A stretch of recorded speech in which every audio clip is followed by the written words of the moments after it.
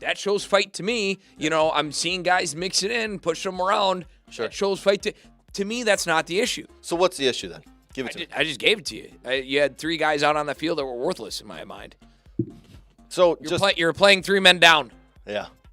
I don't disagree with that. I mean, Pulisic is the one guy that I think is always in there doing something. Yeah.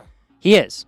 There's no doubt about that. And when he's with AC Milan, he is the one star above and beyond, in my opinion, in Europe that produces week in and week out. Listen, he is going to be the best American to ever play this sport by far. I mean, there's not going to be someone anywhere close anytime soon. I cannot say the same for Weston McKennie. I cannot say the same for Tim Weah.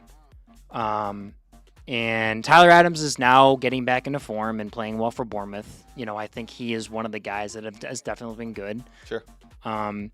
It's like I said, all these guys that play in these international clubs, like, what's it mean?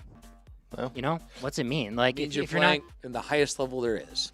Yeah, but if you can't bring it back to the national team and do anything, what are we talking about here? Nate, you have to be at least a little happy we didn't see Tim Ream on the field. I did like they start the 2 young center backs. I would have rather seen Chris Richards out there. I would have rather seen Chris Richards actually as well because he's the future of that spot, right? So why not just play him as much as we can to get to learn what he can do as a coaching staff? I'd rather see Trusty out there with Richard. Honestly, Richards to me wasn't very good in the first game. I thought he was really nonchalant on the ball. In the first game, I'll agree with you 100%, but I still think he's going to be it's his position. I think it's his for the. And I think that's the issue is that these guys think they have the positions and it's locked down and they're untouchable, and that's the problem. Possibly. That's the problem, and I thought Pochettino was going to maybe change that a bit. Maybe it is for Gold Cup. I don't know. Maybe it changes that way. I don't know. Yeah.